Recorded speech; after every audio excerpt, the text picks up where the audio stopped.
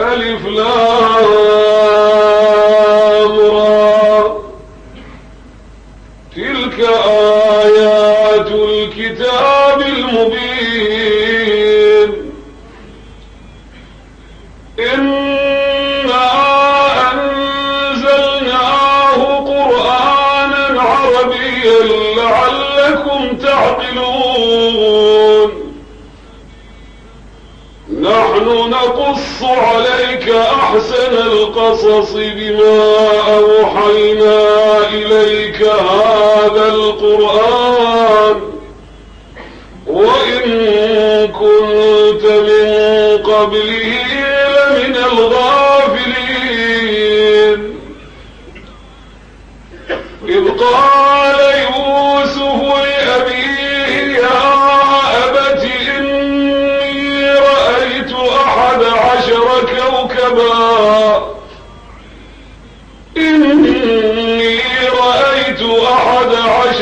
كوكبا والشمس والقمر رأيتهم لي ساجدين قال يا بني لا تقصص رؤياك على إخوتك فيكيدوا لك كيدا إن الشيطان للإنسان عدو مبين وكذلك يجتبيك ربك ويعلمك من تأويل الأحاديث ويتم نعمته عليك وعلى آل يعقوب كما أتمها على أبويك من قبل إبراهيم وإسحاق إن ربك عليم حكيم لقد كان في يوسف وإخوته آيات للسائلين إذ قالوا ليوسف وأخوه أحب إلى أبينا منا ونحن عصبة إن أبانا لفي ضلال مبين اقتلوا يوسف أو اطرحوه أرضا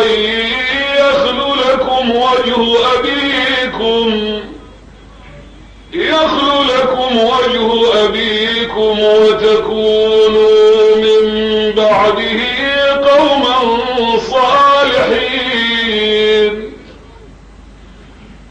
قالوا يا أبا قال قائل منهم لا تقتلوا يوسف وألقوه في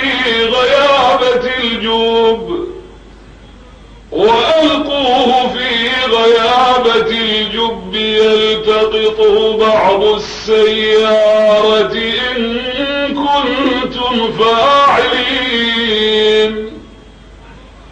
قالوا يا أبانا ما لك لا تأمنا على يوسف وإنا له لناصحون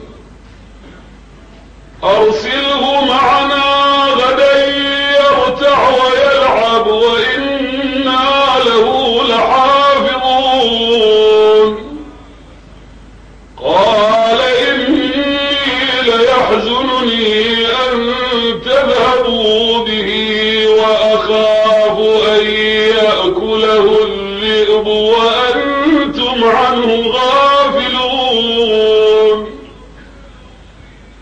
قالوا لئن أكله الذئب ونحن عصبة إنا إذا لخاسرون فلما ذهبوا به وأجمعوا أن يجعلوه في غيابة الجب وأوحينا إليه لتنبئن أمرهم هذا وهم لا يشعرون. وجاءوا أباهم عشاء يبكون قالوا يا أبانا إنا ذهبنا نستبق وتركنا يوسف عند متاعنا فأكله الذئب وما أنت بمؤمن لنا ولو كنا صادقين. وجاءوا على قميصه بدم كذب قال بل سولت لكم أنفسكم أمرا فصبر جميل والله المستعان على ما تصفون. وجاءت سيارة فأرسلوا واردهم فأدلى دلوه قال يا بشرى هذا غلام وأسروه بضاعة والله عليم بما يعملون. وشروه بثمن بخس دراهم معدودة وكانوا فيه من الزاهدين. وقال الذي اشتراه من مصر لامرأته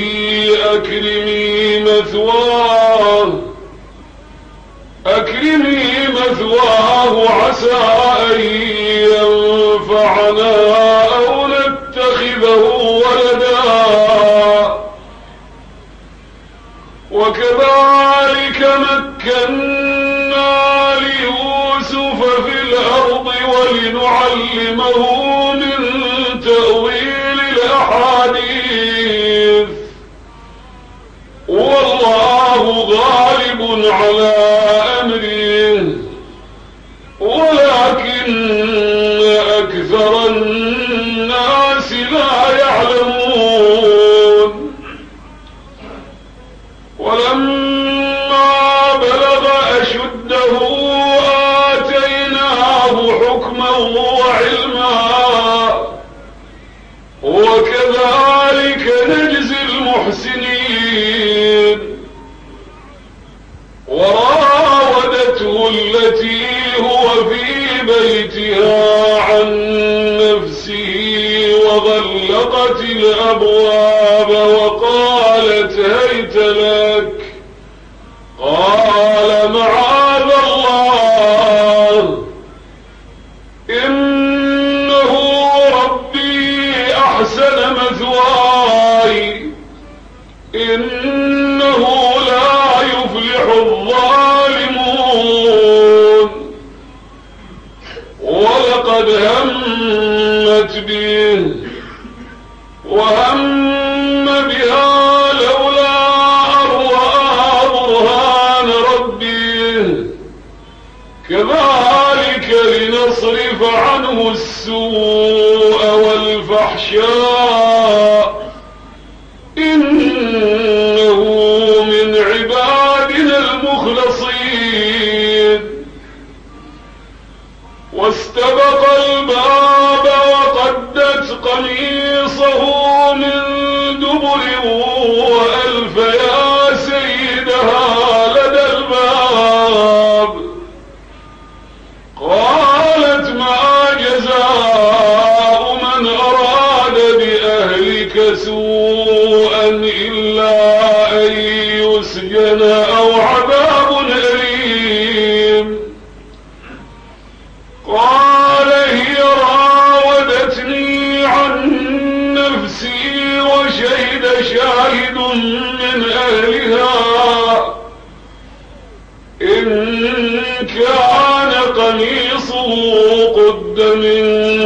خبر فصدقت وهو من الكاذبين. وإن كان قميصه قد من دبر فكذبت وهو من الصادقين. فلما رأى قميصه قد من دبر قال إنه من كيدكن إن كيدكن عظيم. يوسف أعرض عن هذا واستغفري لذنبك إنك كنت من الخاطئين. وقال نسوة في المدينة امرأة العزيز تراود فتاها عن نفسه قد شغفها حبا إنا لنراها في ضلال مبين. فلما سمعت بمكرهن أرسلت إليهن وأعتدت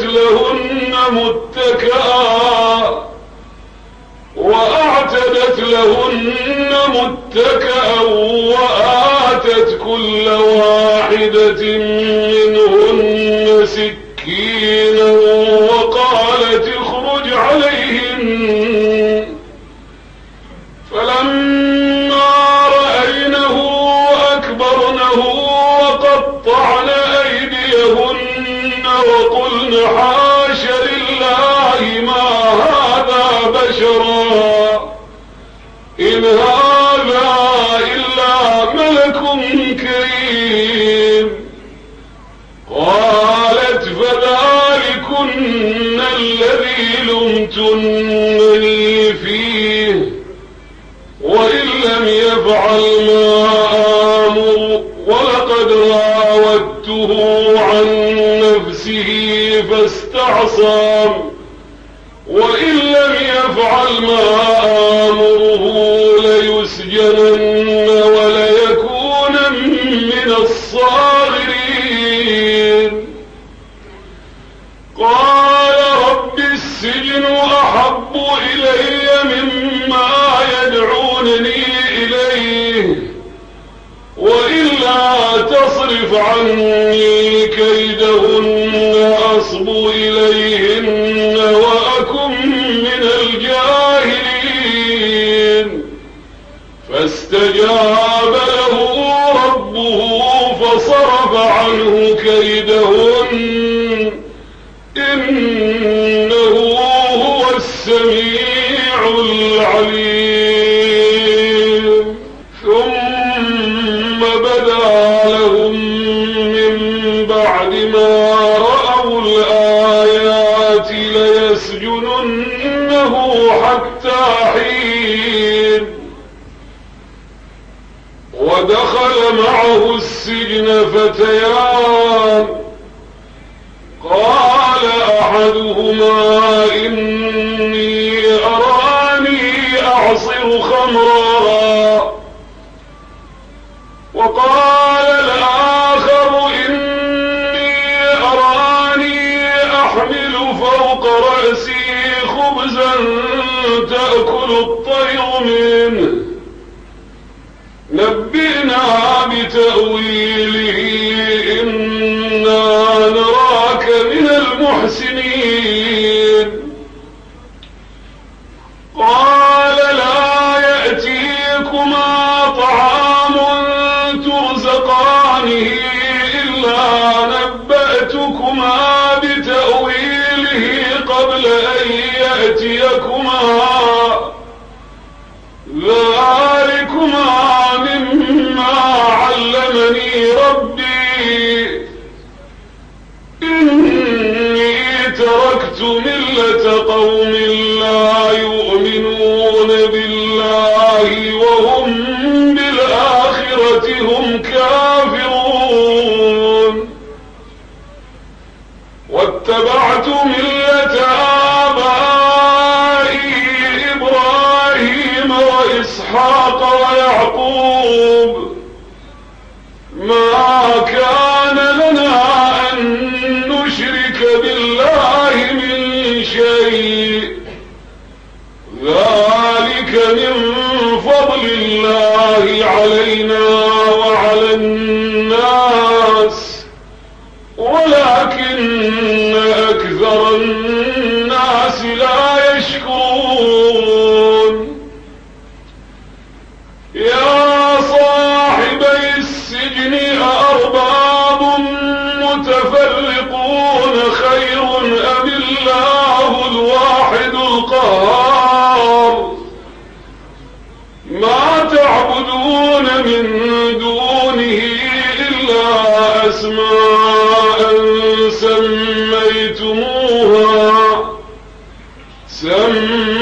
سميتموها أنتم وآباؤكم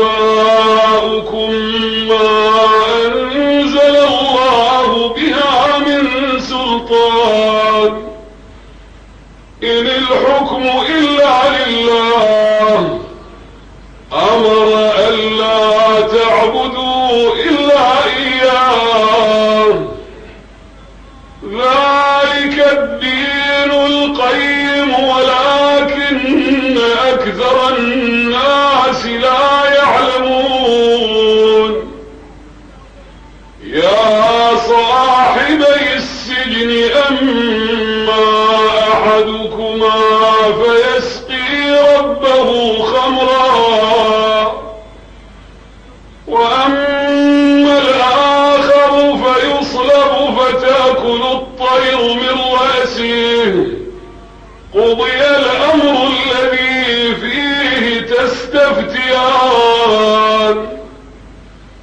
وقال للذي ظن أنه ناج منه اذكرني عند ربك فأنساه الشيطان ذكر ربه فلبث في السجن بضع سنين وقال الملك إني أرى 7 بقرات سمان يأكلهن 7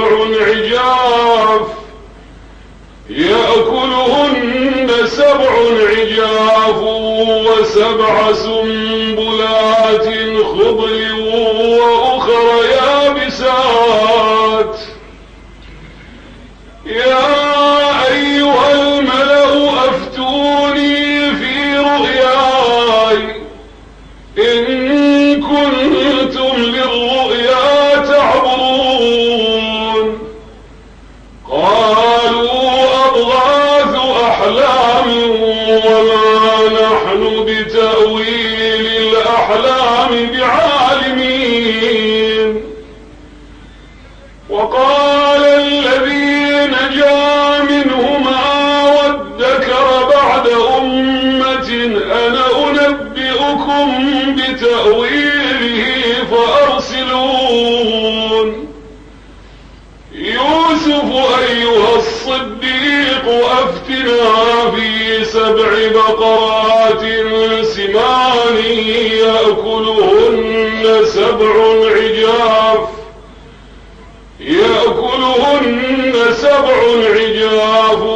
و7 سنبلات خضر وأخر يابسات لعلي أرجع إلى الناس لعلهم يعلمون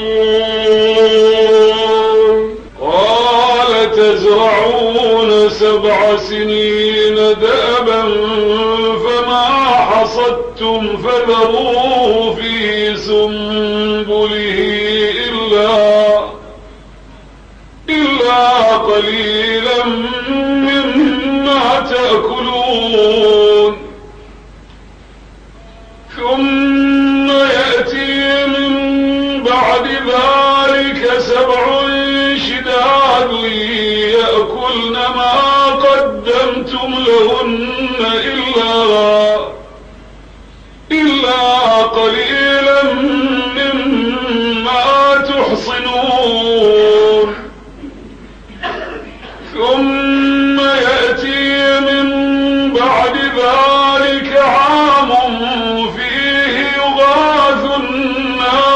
وفيه يعصرون.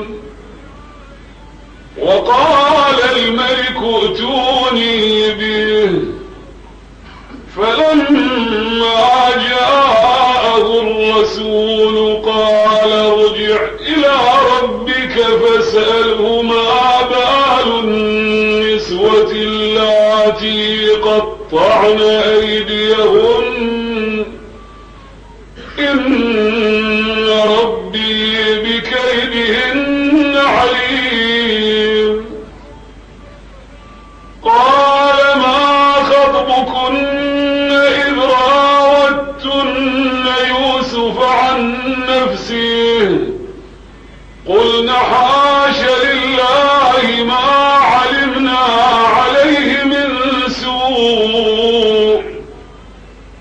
قالت امرأة العزيز الآن حصحص الحق، أنا راودته عن نفسه وإنه لمن الصادقين. ذلك ليعلم أني لم أخنه بالغيب وأن الله لا يهدي كيد الخائنين. وما أبرئ نفسي إن النفس لأمارة بالسوء إلا ما رحم ربي إن ربي غفور رحيم. وقال الملك ائتوني به أستخلصه لنفسي. فلما كلمه قال إنك اليوم لدينا مكين أمين. قال اجعلني على خزائن الأرض إني حفيظ عليم. وكذلك مكنا ليوسف في الأرض يتبوأ منها حيث يشاء، نصيب برحمتنا من نشاء ولا نضيع أجر المحسنين. ولأجر الآخرة خير للذين آمنوا وكانوا يتقون. وجاء إخوة يوسف فدخلوا عليه فعرفهم وهم له منكرون. ولما جهزهم بجهازهم قال ائتوني بأخ لكم من أبيكم ألا ترون أني أوفي الكيل وأنا خير المنزلين؟ فإن لم تأتوني به فلا كيل لكم عندي ولا تقربون. قالوا سنراود عنه أباه وإنا لفاعلون. وقال لفتيانه اجعلوا بضاعتهم في رحالهم لعلهم يعرفونها إذا انقلبوا إلى أهلهم لعلهم يرجعون. فلما رجعوا إلى أبيهم قالوا يا أبانا منع منا الكيل فأرسل معنا أخانا نكتل وإنا له لحافظون. قال هل آمنكم عليه إلا كما أمنتكم على أخيه من قبل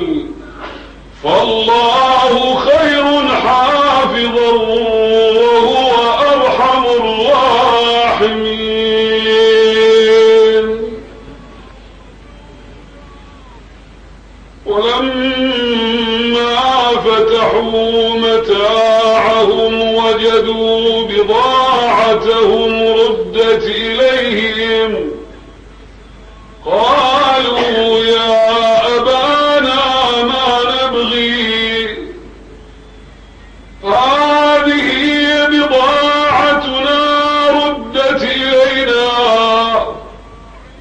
ونمير أهلنا ونحفظ أخانا ونزداد كيل بعير ذلك كيل يسير قال لن أرسله معكم حتى تؤتون موثقا من الله لتأتونني به إلا أن يحاط بكم فلما آتوه موثقهم قال الله على ما نقول وكيل وقال يا بني لا تدخلوا من باب واحد وادخلوا من أبواب متفرقة وما أغني عنكم من الله من شيء إن الحكم إلا لله عليه توكلت وعليه فليتوكل المتوكلون ولما دخلوا من حيث أمرهم أبوهم ما كان يغني عنهم من الله من شيء إلا حاجة في نفس يعقوب قضاها وإنه لذو علم لما علمناه ولكن أكثر الناس لا يعلمون ولما دخلوا على يوسف آوى إليه أخاه قال إني أنا أخوك فلا تبتئس بما كانوا يعملون فلما جهزهم بجهازهم جعل السقاية في رحل أخيه ثم أذن مؤذن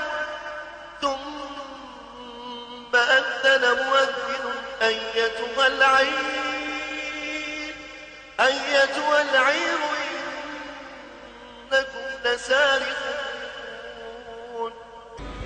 قالوا وأقبلوا عليهم ماذا تفقدون قالوا نفقد صواع الملك ولمن جاء به حمل بعير وأنا به زعيم قالوا تالله لقد علمتم ما جئنا لنفسد في الأرض وما كنا سارقين قالوا فما جزاؤه إن كنتم كاذبين قالوا جزاؤه من وجد في رحله فهو جزاؤه كذلك نجزي الظالمين فبدأ بأوعيتهم قبل وعاء أخيه ثم استخرجها من وعاء أخيه كذلك كدنا ليوسف ما كان ليأخذ أخاه في دين الملك إلا أن يشاء الله نرفع درجات من نشاء وفوق كل ذي علم عليم. قالوا إن يسرق فقد سرق أخ له من قبل فأسرها يوسف في نفسه ولم يبدها لهم. قال أنتم شر مكانا والله أعلم بما تصفون.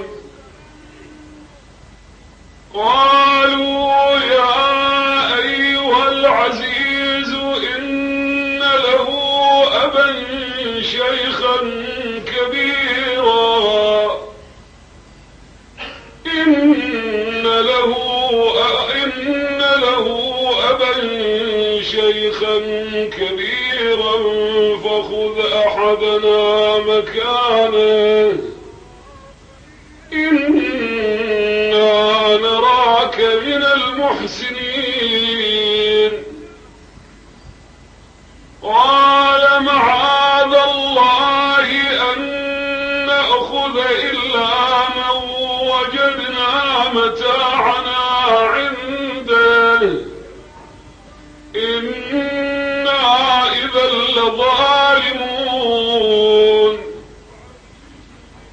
فلما استيئسوا منه خلصوا نجيا. قال كبيرهم ألم تعلموا أن أباكم قد أخذ عليكم موثقا من الله ومن قبل ما فرطتم في يوسف فلن أبرح الأرض حتى يأذن لي أبي أو يحكم الله لي وهو خير الحاكمين. ارجعوا إلى أبيكم فقولوا يا أبانا إن ابنك سرق وما شهدنا إلا بما علمنا وما كنا للغيب حافظين.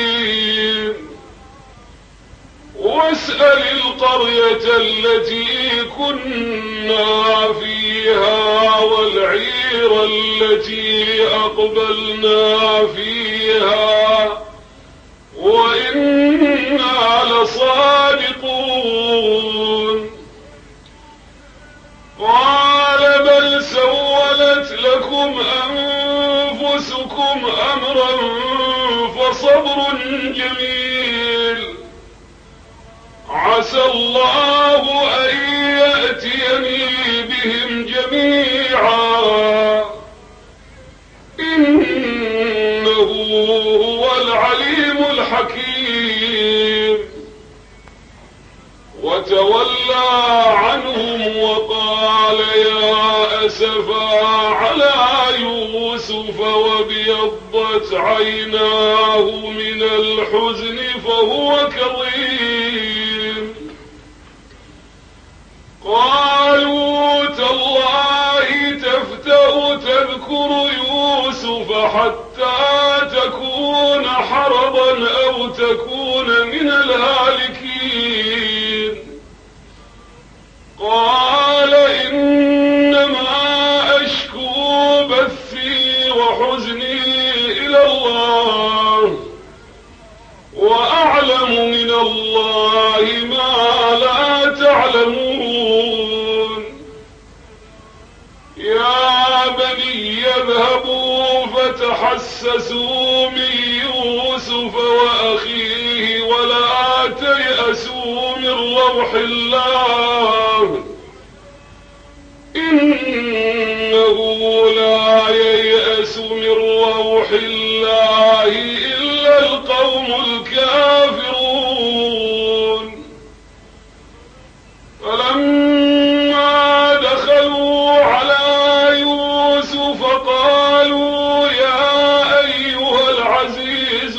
مسنا وأهلنا الضر وجئنا ببضاعة مزجاة فأوف لنا الكيل وتصدق علينا إن الله يجزي المتصدقين. قال هل علمتم ما فعلتم بيوسف وأخيه إذ أنتم جاهلون؟ قالوا أئنك لأنت يوسف؟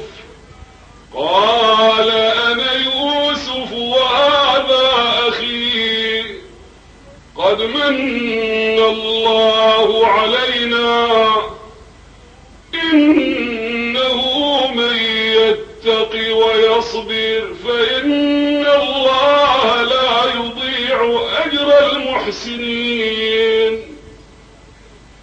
قالوا تالله لقد آثرك الله علينا وإن كنا لخاطئين. قال لا تثريب عليكم اليوم يغفر الله لكم وهو أرحم الراحمين.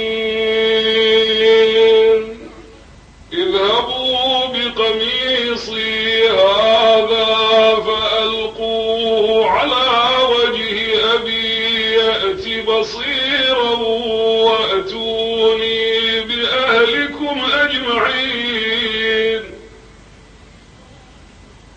فلما فصلت العير قال أبوهم إني لأجد ريح يوسف لولا أن تفندون. قالوا تالله إنك لفي ضلالك القديم. فلما أن جاء البشير ألقاه على وجهه فارتد بصيرا قال ألم أقل لكم إني أعلم من الله ما لا تعلمون. قالوا يا أبانا استغفر لنا ذنوبنا إنا كنا خاطئين. قال سوف أستغفر لكم ربي إنه هو الغفور الرحيم. فلما دخلوا على يوسف آوى إليه أبويه وقال ادخلوا مصر إن شاء الله آمنين. ورفع أبويه على العرش وخروا له سجدا وقال يا أبت هذا تأويل رؤياي من قبل قد جعلها ربي حقا وقد أحسن بي إذ أخرجني من السجن وجاء بكم من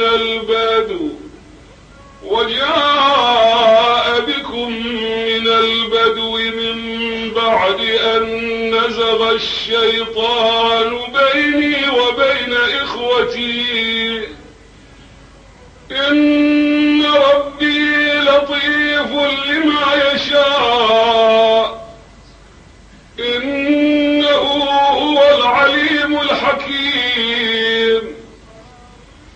رب قد آتيتني من الملك وعلمتني من تأويل الأحاديث فاطر السماوات والأرض أنت ولي في الدنيا الدنيا والآخرة توفني مسلما وألحقني بالصالحين. ذلك من أنباء الغيب نوحيه إليك وما كنت لديهم إذ أجمعوا أمرهم وهم يمكرون. وما أكثر الناس ولو حرصت بمؤمنين وما تسألهم عليه من أجر إن هو إلا ذكر للعالمين.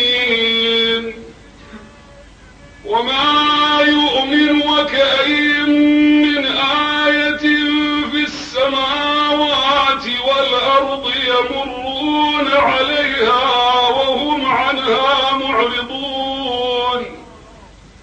وما يؤمن أكثرهم بالله إلا وهم مشركون. أفأمنوا أن تأتيهم غاشية من عذاب الله أو تأتيهم الساعة بغتة وهم لا يشعرون. قل أفأمنوا مكر الله قل هذه سبيلي أدعو إلى الله على بصيرة أنا ومن اتبعني وسبحان الله وما أنا من المشركين. وما أرسلنا من قبلك إلا رجالا نوحي إليهم من أهل القرى أفلم يسيروا في الأرض فينظروا كيف كان عاقبة الذين من قبلهم ولدار الآخرة خير للذين اتقوا أفلا تعقلون. حتى إذا استيأس الرسل وظنوا أنهم قد كذبوا جاءهم نصرنا فنجي من نشاء ولا يرد بأسنا عن القوم المجرمين.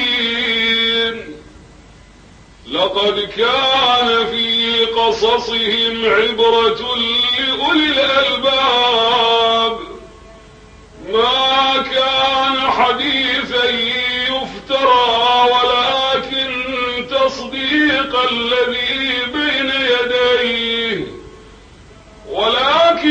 تصديق الذي بين يديه وتفصيل كل شيء وهدى ورحمة لقوم